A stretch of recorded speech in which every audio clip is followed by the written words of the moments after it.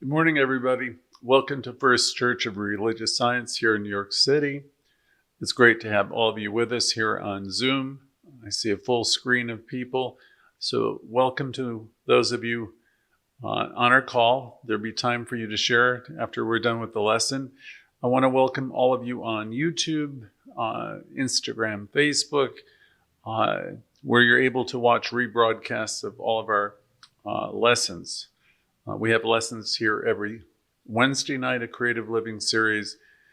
Every Thursday night, we have an ongoing Louise Hay self-healing class that I have been facilitating for many, many years.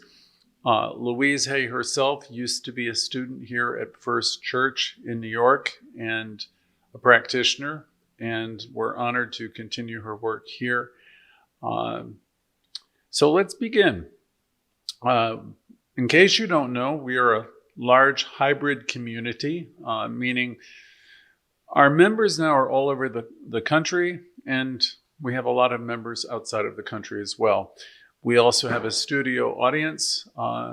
We knew that this was the direction things were going to be happening before COVID. We had that information, and then after COVID, we had to get ready to make changes. So this is a testament to the power of technology to unite us and our own desire to grow in the pursuit of spiritual growth.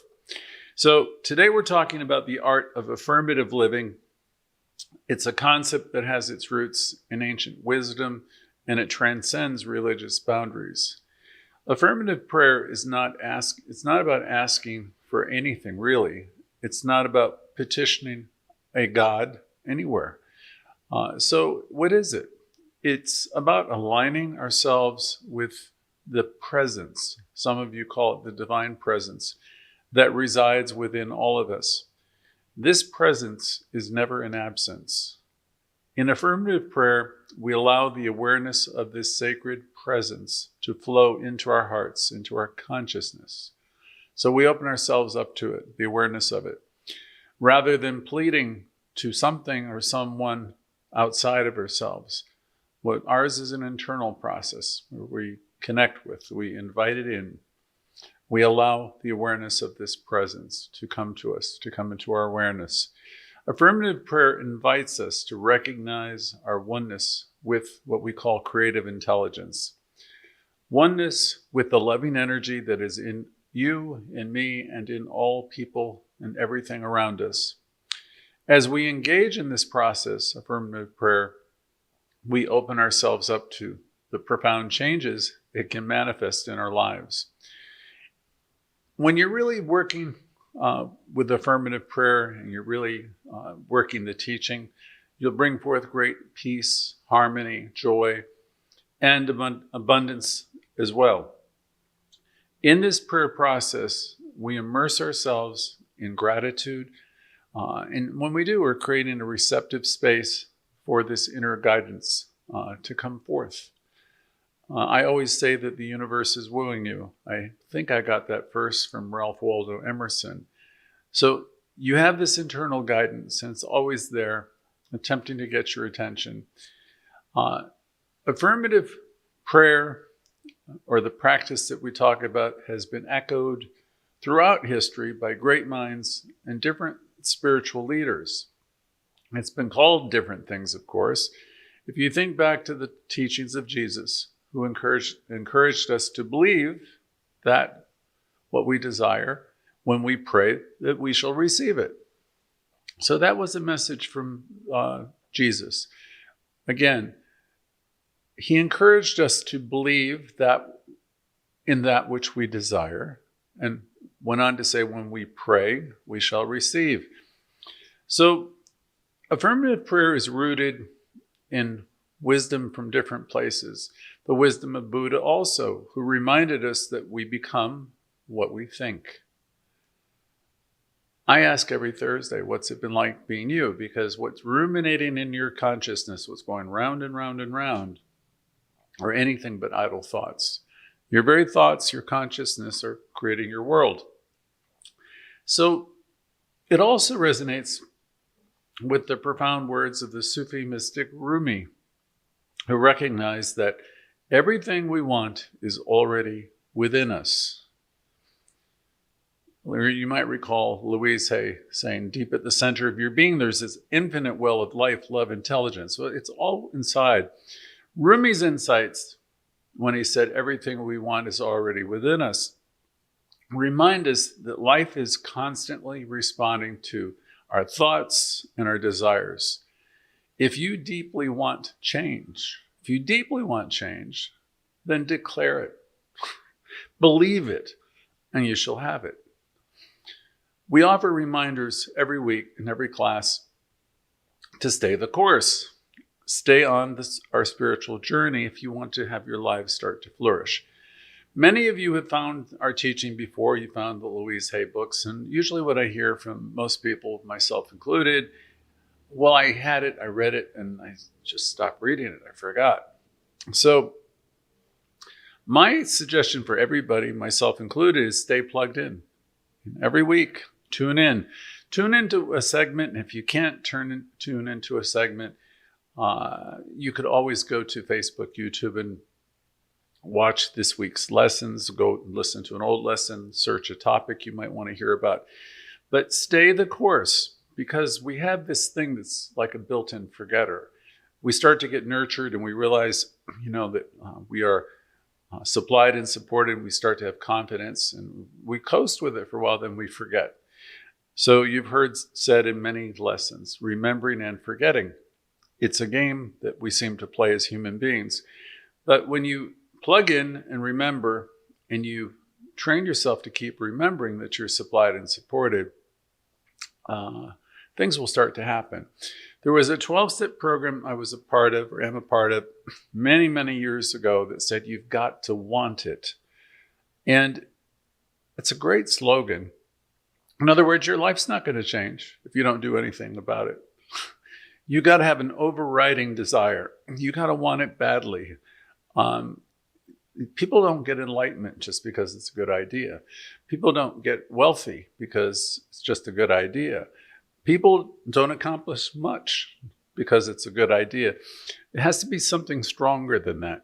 You've got to want an improvement. You've got to want a different kind of life. And if so, you surround yourself with different types of folks, and you surround yourself, you commune with bigger ideas, and, you do something to create that bigger life because it's all there and it's available for you. So it's true here also. You can have everything, for the most part, that you can want in life if you stay with it, because life is going to respond to you. Life was never meant to be a struggle. However, most people struggle. How do you explain it? It doesn't have to be that way. A lot of people don't have any idea of the value. They don't have a sense of their own worth. We understand in this teaching that every single person, wherever they live in the world, is an inlet and outlet of this, call it divine activity, this God activity. Everybody has potential that's untapped, unrealized. Ernest Holmes said, there's power for good in the universe, in you, and it's available to you. And you can use it. You got to want it. And then if you want to have a bigger life, a greater life, a happier life, it's there for you.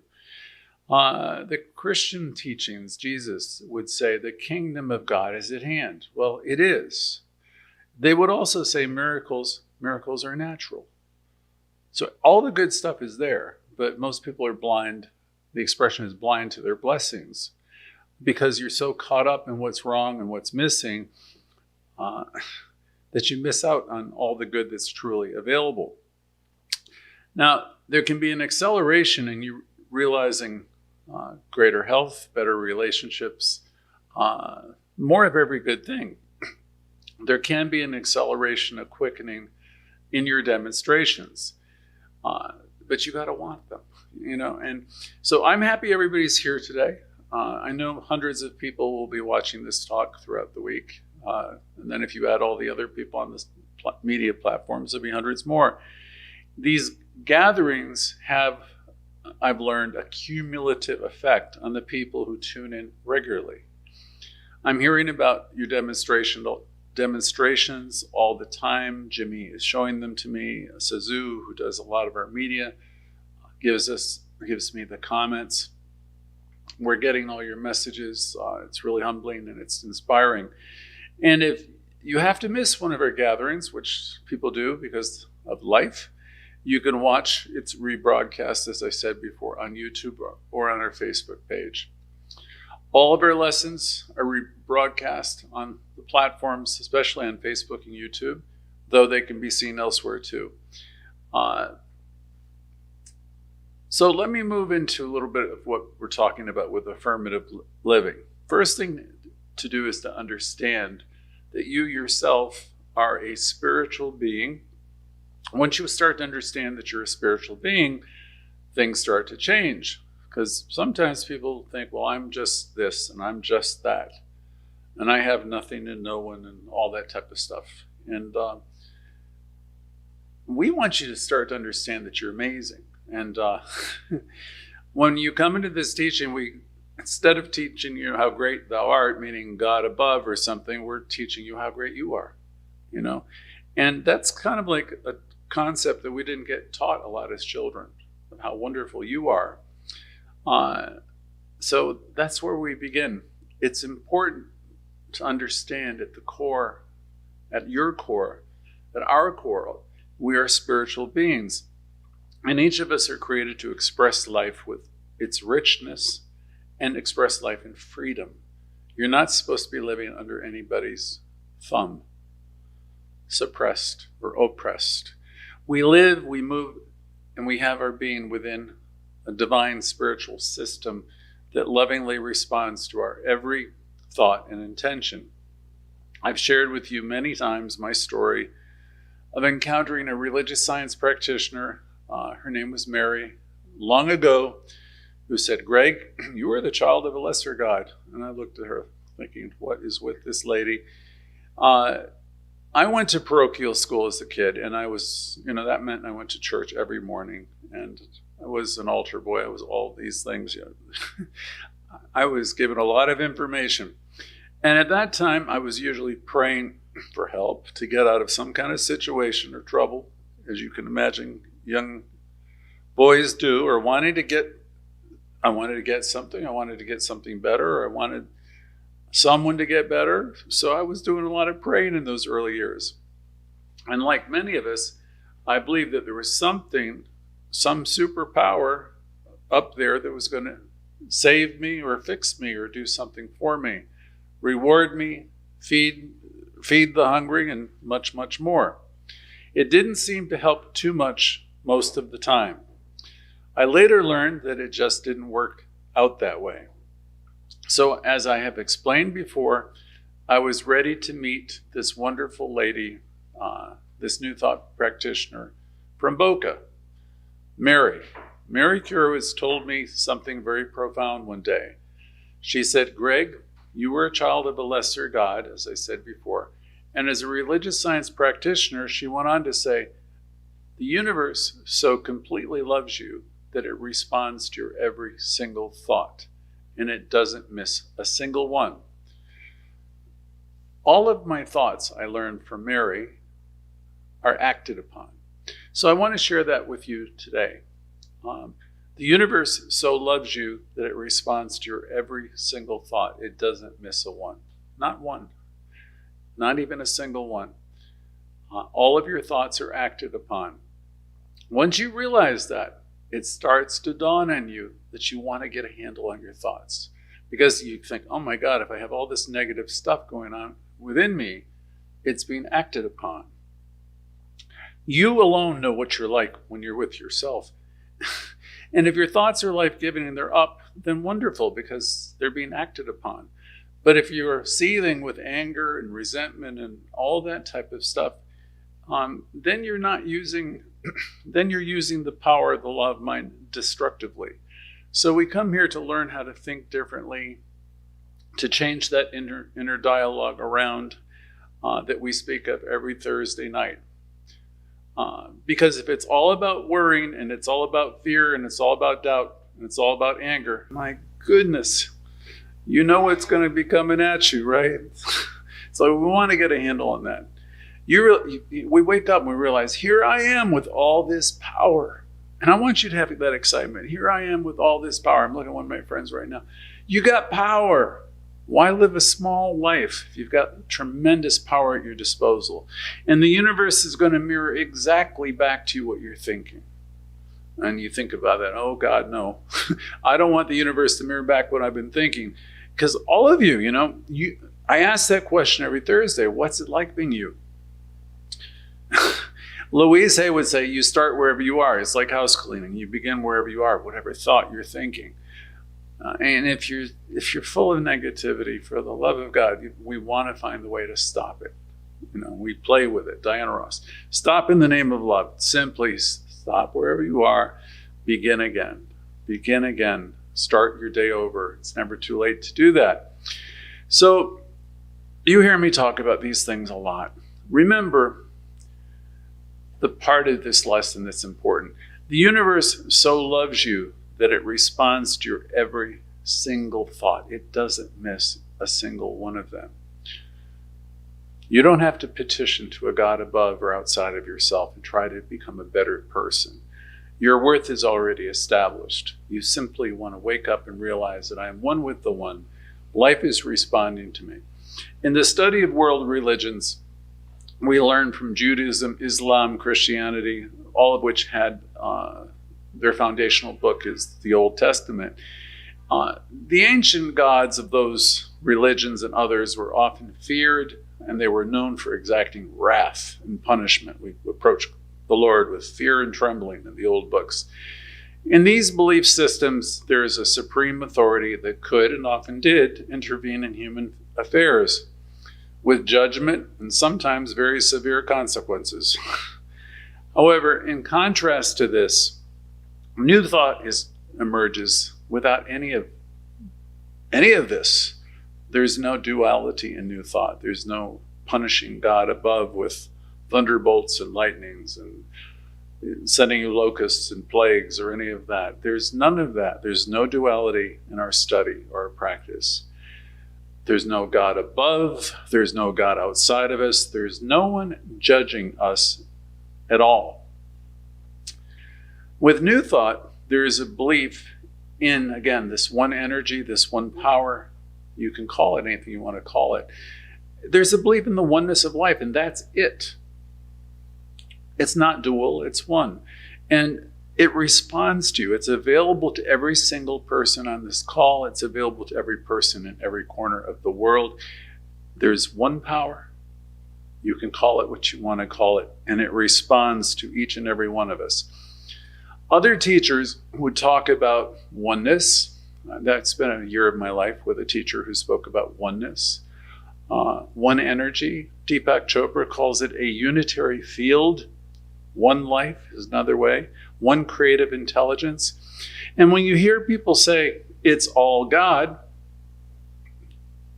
when they say that, they're exactly right. It is all God. The vast universe and everything in it is made up of this divine stuff. Everything and everyone are part of it. We live in it, we move in it, we have our being in it. And much to the surprise of many of us, it responds to you. So think about that with your thinking. If you're there, you've got a cesspool of thinking going on, watch out.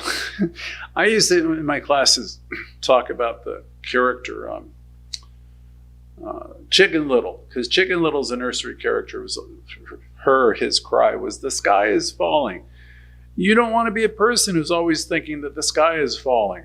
If you do, if that's who you are, I don't want to hang out with you because, you're going to bring havoc to yourself.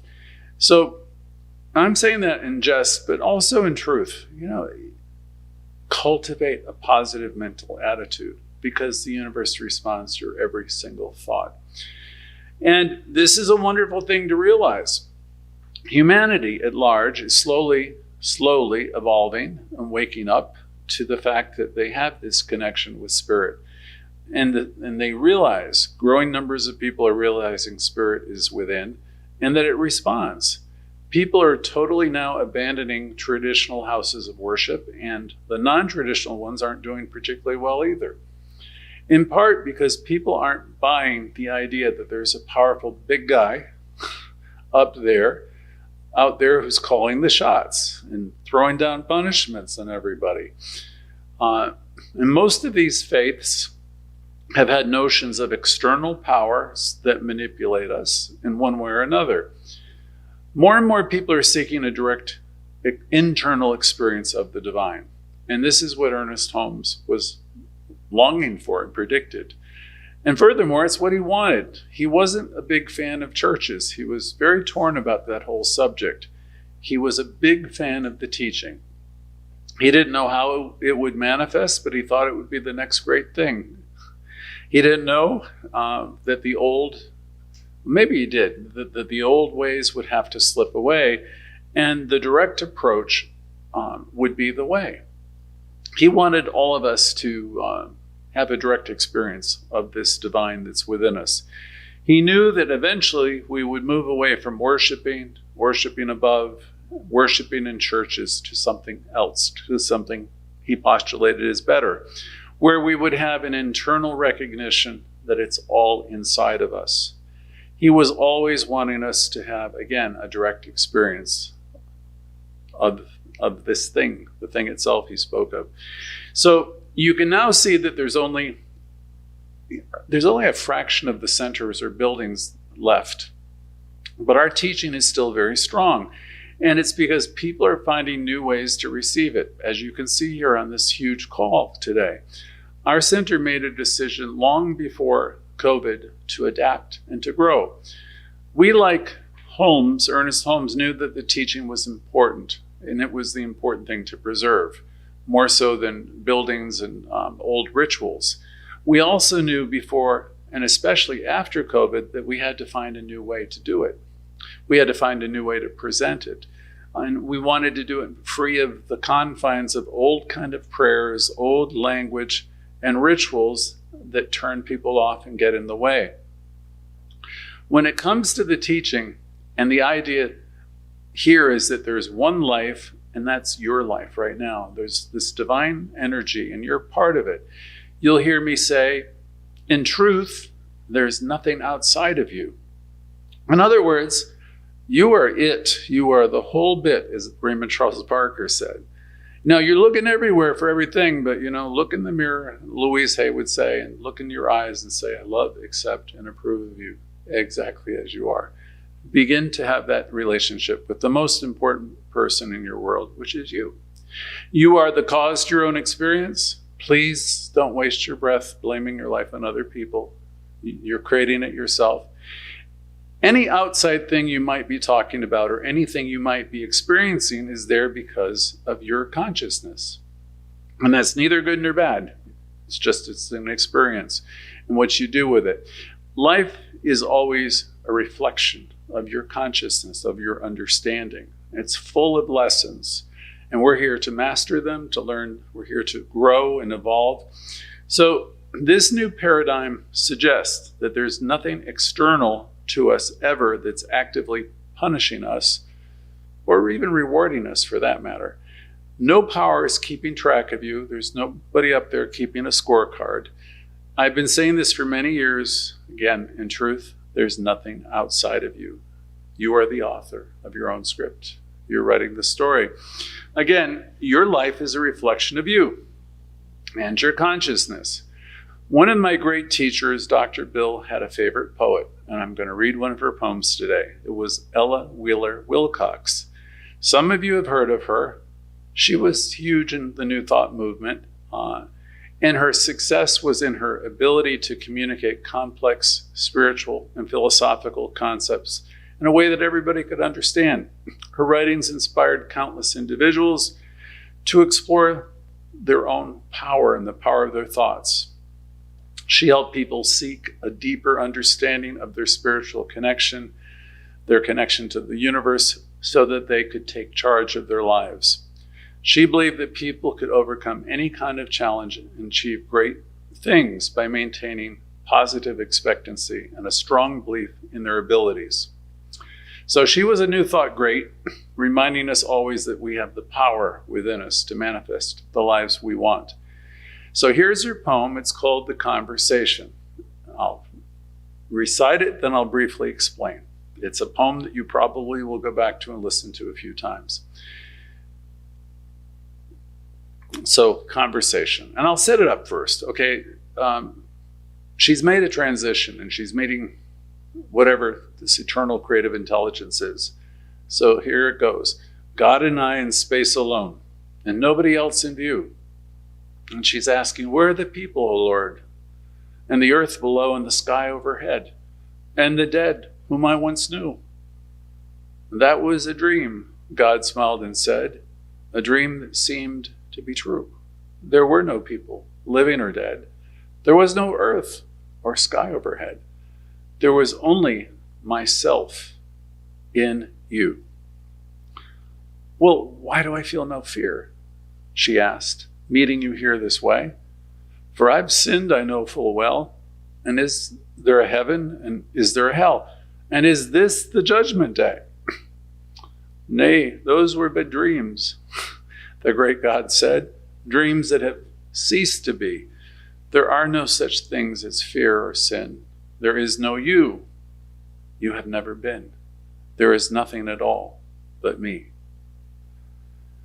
So, this is one of those poems, again, that many of you will revisit time and time again. I'll explain it just a little bit, because I don't expect everybody to take it in the first time. In this poem, Miss Wilcox is talking about a special moment in time and space with this source, God, love. And they're alone in a vast space, and there's nothing else around. No people, no earth, nothing. She's asked this being, why aren't there any familiar people around? And is this a special day of judgment? Like, is this heaven? Is this hell? And the response she got was surprising. She's informed by this source, this creative intelligence, that all those things that she's seen and experienced outside of herself in life are like dreams. They're not the ultimate reality. Everything we see and feel is actually a part of spirit and connected to spirit. This means that we don't need to be afraid. We don't need to worry about being judged, because we're always a part of God. There's nothing or no one that's ever going to judge us. We're never separate from God or source. So what the poem is trying to tell us is that we often look outside, people, loved ones, boyfriends, girlfriends, for happiness, for help. And we look to others. We were looking for something outside of ourselves. The truth is, everything we need is already within. Our thoughts and our beliefs are powerful, and they can shape our lives in a positive way. We don't have to rely on something or someone else to make us happy or whole. We don't need to be anybody's husband or wife. We have the power to create our own reality by thinking positively and realizing that we are always connected with Source, with the divine. In a way, this poem reminds us of what Ernest Holmes and Louise Hayes, what they both teach us, that our thoughts and our beliefs are like tools that we can use to create a better life, and that we can find everything we need within us. Each of you are standing on holy ground, though you may not know it. The art of affirmative living is what we teach. With that in mind, let's go back to the importance of affirmative living, and learning to live the affirmative life. Affirmations, when they're practiced sincerely, heighten our awareness of the incredible power that we possess. So today, we want to look at affirmative prayer and to see how using it can unlock the boundless potential that resides within each and every one of us. Remembering always that our thoughts and our intentions hold immense power. They shape our reality. All of us on the call and who will be listening in the weeks to come to these types of centers, these talks, for similar reasons. We all want to evolve. We want to grow spiritually. We want to get past whatever it is, whatever challenges that are in our life. So let's explore affirmative prayer. First thing to remember always is the basic idea that we have power for good to use. And our thoughts and our intentions are the things that create our reality. Just as Ella Wheeler Wilcox's poem had suggested, What we think and what we habitually believe shapes our life. So affirmative prayer is not a wish, and it's not a hope. It's a deliberate, conscious act, statement.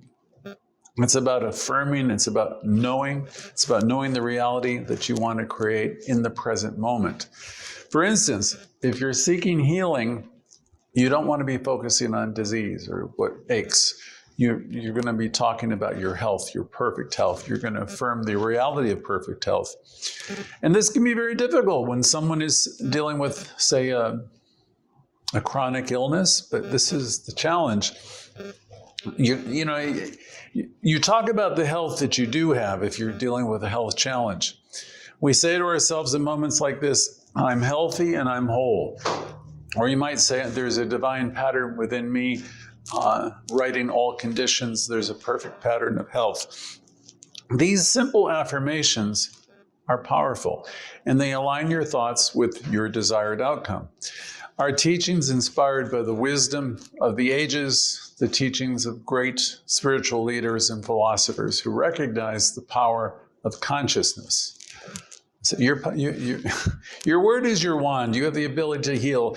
One of the great teachers of affirmative treatment was Jane Claypool, and she said it's the crown jewel of what we do and what we teach. When you learn how to really master affirmative prayer, you can bring forth tremendous healing in every area of your life. So today, like most days, we have the privilege of integrating age-old concepts and principles into our life, alongside with the teachings of visionaries like Ernest Holmes and Raymond Charles Barker, Louise, who spoke of the potential for transformation within each of us. So let me move into the steps of treatment for those of you who have never heard it. I'm going to briefly review them. Before I do, let me say that we're here to learn how to live what we call, again, the affirmative life. We are the ones in this teaching that are committed to seeing the good in each in ourselves and others, and in life itself. Our commitment is to consciously align our thinking, our beliefs, and actions with positive principles. Here are some key points. It's important to monitor your own thinking. We teach that every Thursday night. What's it been like being you? We're in the business of trading in lesser ideas for greater ones. We're in the business of thinking uplifting thoughts. And we're also in the business of surrendering what I'll call the junk and acknowledging that we're connected. We want to acknowledge that we're one with life. There's an interconnectedness that we have with all of life. So the first step of treatment is recognition. And if you think about it, usually you go into meditation, you'll recognize that there's one power, there's one love, there's one energy. And you let the awareness of that stir within you.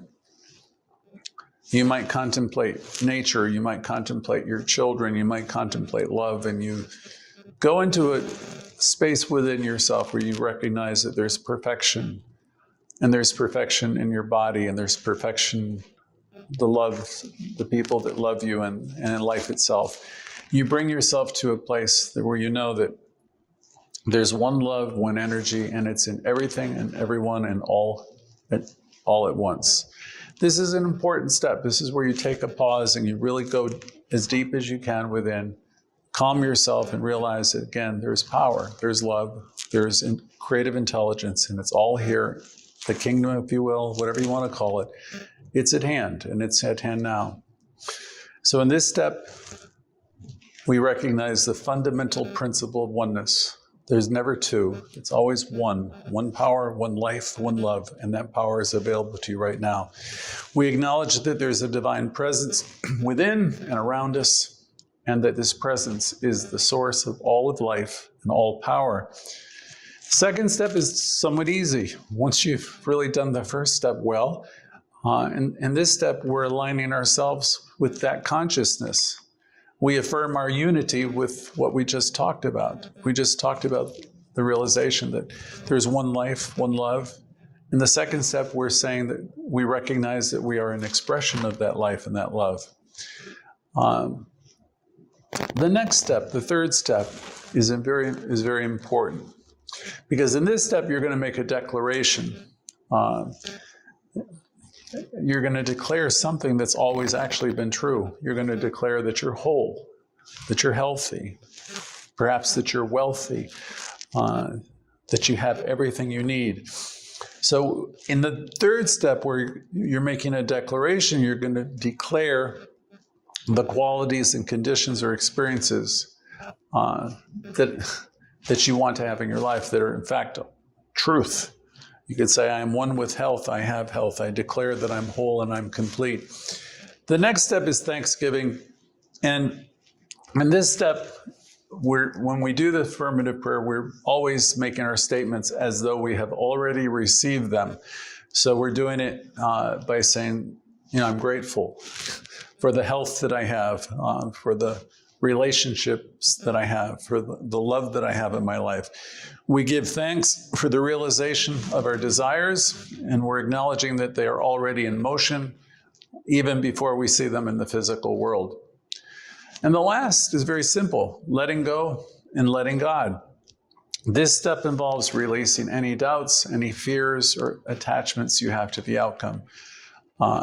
We surrender our desires to the divine, trusting that the universe is working to manifest them in the perfect and best way.